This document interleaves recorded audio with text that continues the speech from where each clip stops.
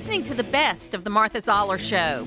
To hear the full show each day, tune in to AM 550 and FM 102.9 WDUN or log in to accesswdun.com and click the Listen Live button from 9 to 11 Monday through Friday.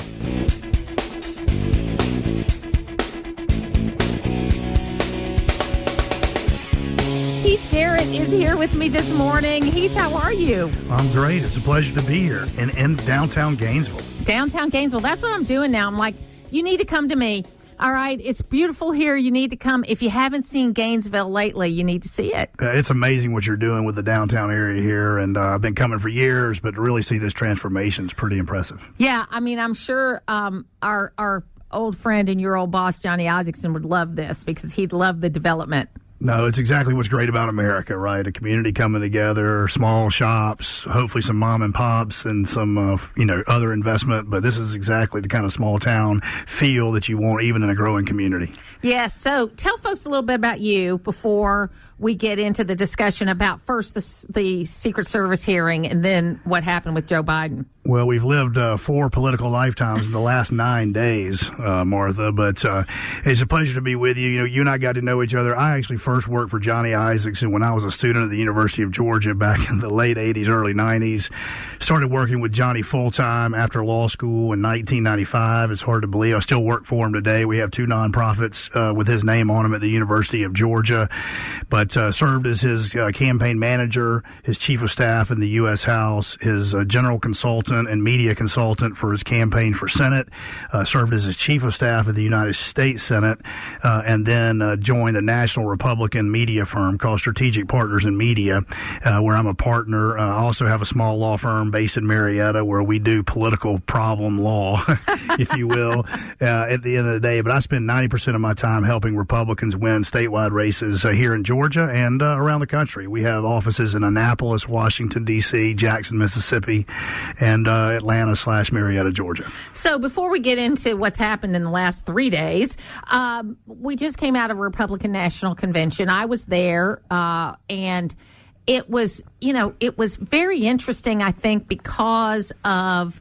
the what had happened on Saturday with the assassination attempt. So people were very united. It was very positive. I thought the speeches were good. Of course, his speech was too long, but that's okay. I mean, that's not the worst thing that can happen is too long of a speech. I mean, Bill Clinton did long speeches. Obama did long speeches. That people like to talk once they get in there. But I thought the funniest part about Trump's speech was that what he submitted to the press ahead of time was 4,000 words, and what he actually did was 12,000 words. Classic Donald Trump, right? Yes, absolutely. Well, I've been there before on these kind of things where the candidate says they're going to do one thing, and then all of a sudden we're seeing him go off script. I know what that was doing to his consultants. I know. So then, so it was really very positive. And then we go into the weekend. You have this ground stop that impacts just about everybody that was coming out of Milwaukee. I had to leave a day early, so I'm thankful for that actually, because I didn't get stuck in that. And then we taped the Georgia gang on Friday, and Theron Johnson made this kind of nebulous statement about there are conversations going on, and if he's even admitting that, it's a lot more than what it is. And then on Sunday at 1:45, a Twitter post, an X post, goes up where Joe Biden very famously says, he's getting out of the race and he's putting his party, our party, and our country first. And I think whoever edited that letter or proofed that letter should have had him put country before party. But I think that was a signal, I don't want to read too much into it, that he didn't really want to do this. And so he put his party before the country.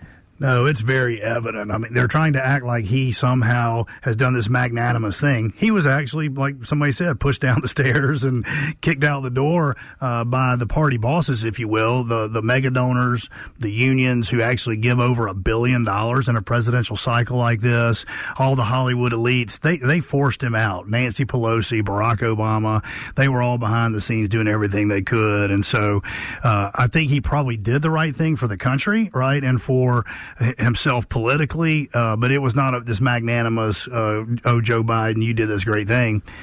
And I actually want to compare that to the way Johnny Isakson handled his health, right? Having worked for Johnny Isakson, Joan Carr, and Chris Carr, our current Attorney General, when he was diagnosed with Parkinson's, Johnny Isakson made us promise on blood oath that if he ever reached the point where he was cognitively not capable of serving the people of Georgia, we, the staff, had to do the hard thing and let him know that, right? And so it came to that in 2019, and it reached the point where he wasn't going to be fully capable of being cognitive all the time because of what Parkinson's does to your brain. We went to him, and he absolutely said, it's time for me to let somebody else do this because Parkinson's has taken over. There was no fight. There was no push from the family. There was none of that. And he did the right thing, the statesman-like thing. And we know that's what's been happening. Something similar has been happening to Joe Biden all this time. And I really think it's disappointing that his family and others couldn't just be transparent, tell us the truth. And it's been a cover-up for, I think, at least a year. At least a year. At least, maybe probably longer. Yeah, I mean, I think you're right about that, and I think that also they had to go behind Kamala Harris. There might be a better choice than Kamala Harris, but she's the vice president. She's transformational because she is, a minority woman, and I hesitated at that because my good friend Rod Huey, who filled in with me for 4 years that I met through the George Floyd riots, passed away in February. In February he passed away. April he passed away. His birthday was in February. And he said on this program, that a lot of African Americans aren't that thrilled with Kamala Harris because she never said she was African American until she ran for vice president. Prior to that, she would say she was Asian. So she never kind of claimed her African American heritage until she ran for vice president. So there was a little wariness, especially among African American men. Now, African American women, which are the most loyal Democratic voters of any group, they loved her. I think it was more the African-American men. Is that fair? I think that's fair. I mean, it was really interesting. She was relatively popular, I'll say, in California, right? Because she was able to claim the Asian heritage, and she was such a California progressive, right? In every sense of that term, California and progressive. That's like a double negative in my opinion. But she absolutely didn't really claim the African-American part of that heritage as well. There have been some awkward moments, actually, frankly, over the last 4 years when she started running and as vice president, where she's tried to be more, quote, black, right, that haven't gone so well. And SNL has made skits about that, and other comedians have made fun of that. But I think she's an interesting character. I think she was polling at 1% in the Democratic primary when she had to drop out. So something did not connect with the Democratic voter and the Democratic people. And I think that's partly what you've hit your nail on it, right? Not really being and claiming that African-American heritage she didn't have the relationships nationally, and it never clicked. But she can do a takedown, because in that first debate against Joe Biden, she took him down and was very strong in that debate. Now, it might have been that hurt her more than helped her, because people kind of liked Joe Biden and they felt a little bit like picking on him. Well, and I got to know her a little bit when I was working with Sam Olens, who was our previous Attorney General, and with Chris Carr when she was the Attorney General in California. Make no mistake, she's a bulldog. She's a bulldog in the courtroom. She is a well-trained lawyer. She's a former prosecutor. I think her issue is once she starts becoming the bulldog and the prosecutor, she wasn't able to turn it off. And I think that's going to be the real test for her. Can she make that transition? Because when she's in attack mode, she's actually pretty smart about what she's attacking on. I think her delivery is going to be a big issue for her, but I think we as Republicans should never underestimate her as far as the experience as an Attorney General in California, a U.S. Senator, as a prosecutor out there. But we need to make sure everybody knows she's a California progressive. Heath Garrett is here with me today. That committee hearing yesterday was the most unified I've seen Democrats and Republicans in the House all year. It was really historic and unbelievable to see. I kept having to double check. Is that member a Democratic member when they kept calling for the resignation and were frustrated with the lack of response? There's a part of me working with law enforcement like I do with so many attorney generals around the country that understands how you can't answer some questions because there's a current investigation being done by the FBI and others. But to have no answer for a lot of simple questions, I think only frustrated everybody even more. And it is good to see bipartisanship back. It's just, I hate it's over such a tragedy and something that really was clearly avoidable in all of these things. One of the things we're trying to do is make sure, or all of my clients are working around the country to make sure that the investigation is thorough, right, that it's bipartisan and that it's transparent. Because right now, you know, there's more of them talking to all the folks. Over half the country doesn't have a lot of faith in the FBI or the Department of Justice, and definitely not in the Secret Service. And so, like after the last few assassination attempts in history, we've got to make sure there's an independent investigation here. Otherwise, we're going to have a lot of people losing faith in the system even more. We're talking to Heath Garrett. He is a political strategist. He also was a longtime staffer for Johnny Isakson, and also mentioned that he continues to work on the charities related to Johnny Isakson and the research that's being done in Parkinson's disease through the University of Georgia. Also, there's kind of a both sides sort of political thing, that's right, too, that they're doing. What do they call that? We call it the Isakson Symposium on Political Civility. That's right. That's right. And that's very exciting. The first two people were McConnell and Manchin, right? We had Joe Manchin, and then Senator McConnell couldn't come at the last minute, and so we had the senator from Missouri. So that's right. Roy Blunt. That's right. But our theory is you can be a principal conservative. Johnny Isakson was always voted the third or fourth most conservative member of the U.S. Senate, but he figured out a way to be civil towards the Democrats and then get them to move our way. Well, he told me how he did that when we would talk, is that he ran a company for a long time called Northside Realty, and he had 300, I think he said, 1099 employees. And so that's where he learned to get along with women, and that's where he learned to get along with people, because they could at any time leave and go across the street and be working against him, so he had to learn how to do it. Absolutely right. So, in order to sell a house, you had to have a willing seller and a willing buyer at the table at the same time, and all of his employees could walk out the door any day, so he had to learn how to treat people correctly. He did, and he always did. I loved Johnny Isakson. He was such a good person, so helpful to me in my career, but also a really good friend. Well, a great friend to you and to Governor Deal and all the great people that have come out of Hall County and North Georgia, all these great folks. And we miss them every day, but I'm now trying to work with the next few Johnny Isaksons to make sure they stay in the process. So let's talk about Trump Vance, that ticket, and what they need to be doing right now. President Trump has shown strength with how he reacted to that assassination attempt. He got right back on the horse. He's been doing campaigns and rallies, which I think that's what you have to show, that you're not afraid, okay, because all of that. So what do they need to do you think? Well, I think that they've already done a tremendous amount. First of all, let's talk about J.D. Vance for a second. I was born in Rome, Georgia, right, in the foothills of Appalachia, right? We're covering most of North Georgia as we talk today. If you've not read Hillbilly Elegy, you should, right? If you haven't seen the movie, go look at it on Netflix. But J.D. Vance's story is the American story. It's a story of members of my family.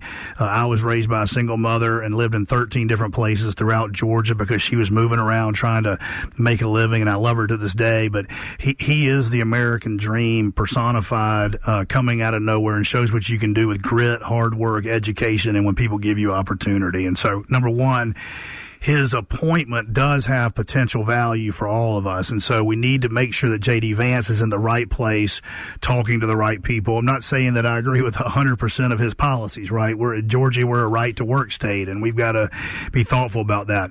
The other thing that you need to do when we talk about this, Sun Tzu said this all the time, when you're an opponent or your enemy's in the process of destroying themselves, get out of the way and let them do that. And they were already doing that prior to the assassination attempt. We couldn't get out of the way when we had a convention. The convention went really well. Our firm has produced the 2004 convention and the 2012 convention. One went really well in 2004, and 2012 did not go very well. And so it's really hard to put on a great convention, and kudos to the Trump organization, to the RNC, because it really was one of the most unified Republican conventions. It was fun. It was entertaining. It was good television. The speeches were great. The speeches were great, right? And he did probably go on a little bit too long, but he gave those who were looking for the kind of the balance in his, the first 20 minutes of his speech was fantastic. Exactly. Okay. And for most people, for the time of night that he came in, they were only watching the first 20 minutes. I know I was only watching the first 20 or 30 minutes because I have to get up super early in the morning. I'm not staying up till midnight to watch a speech. I don't care who it is. I'll watch it the next day.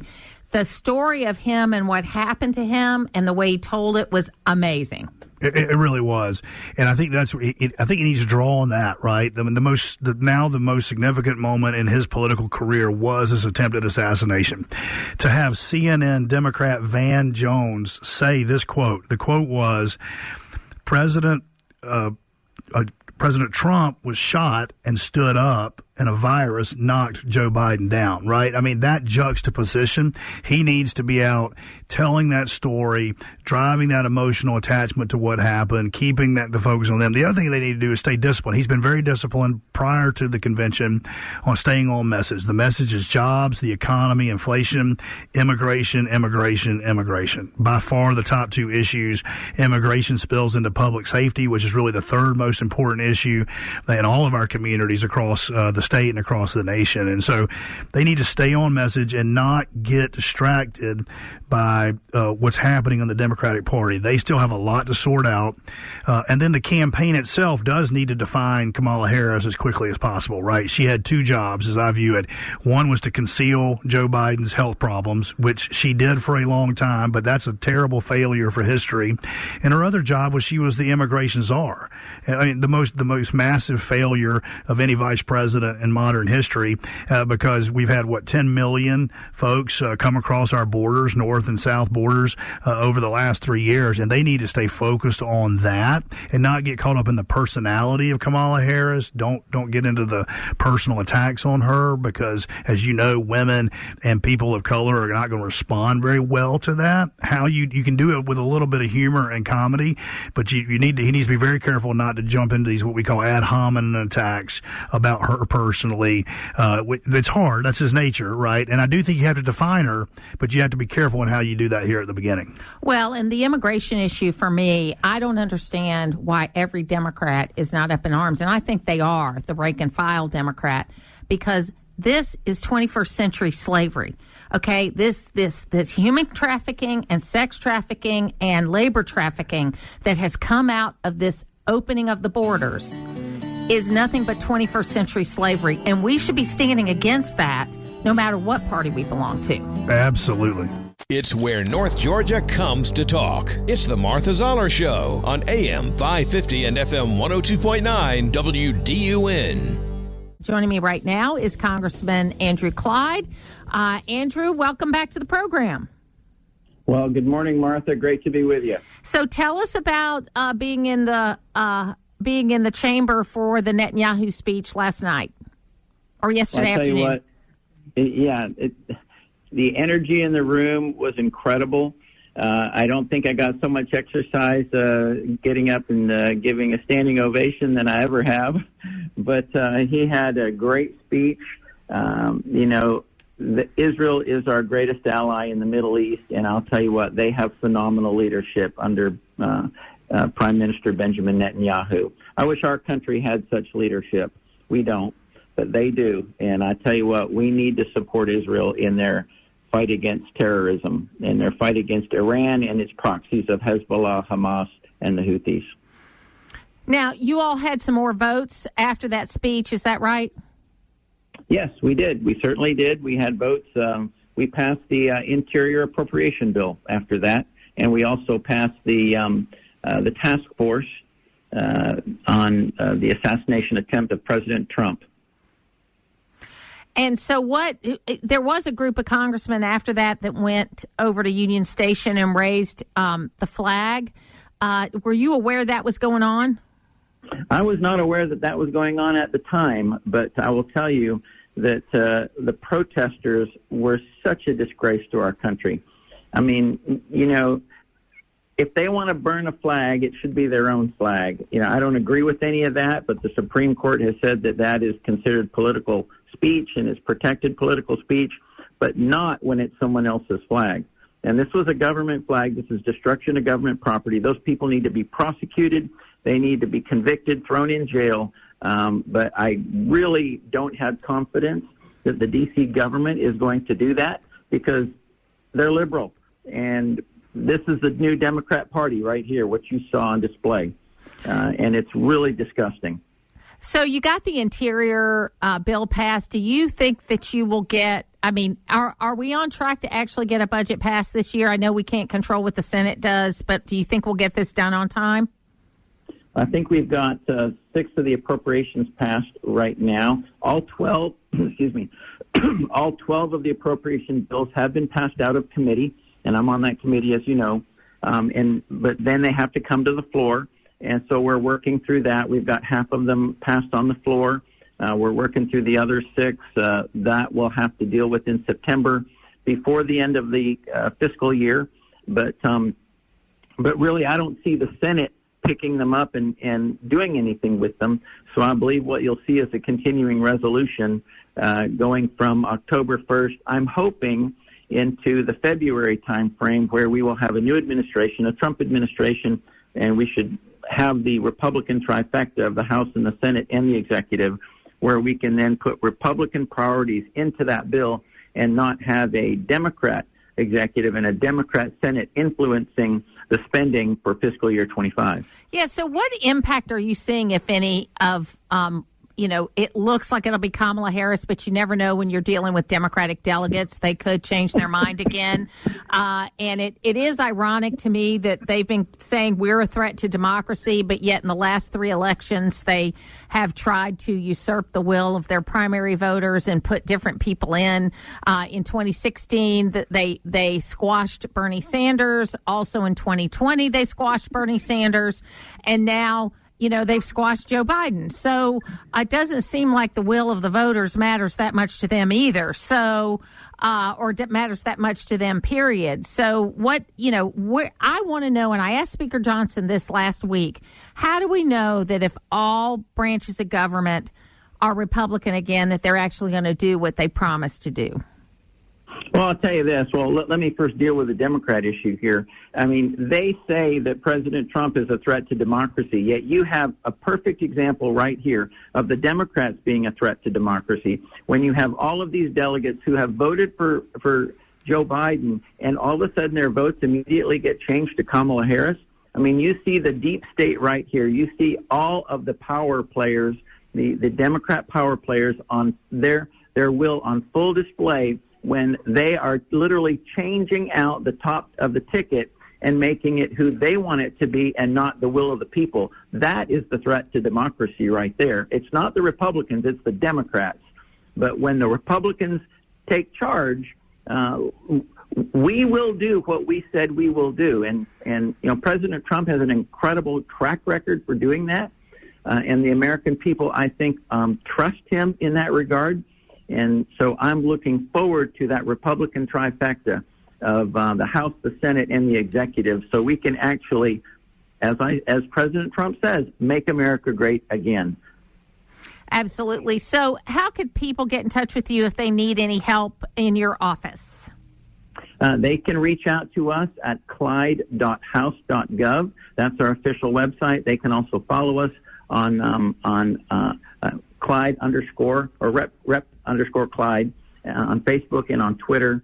And always great to hear from the folks of the 9th District. Thank you so much, and we look forward to having you in August. You're going to be coming in, and we're going to do an extended interview with lots of questions. It'll be great. To hear the full versions of last week's Martha Zoller shows, go to the podcast page at accesswdun.com, and you can follow me on social media at Martha Zoller.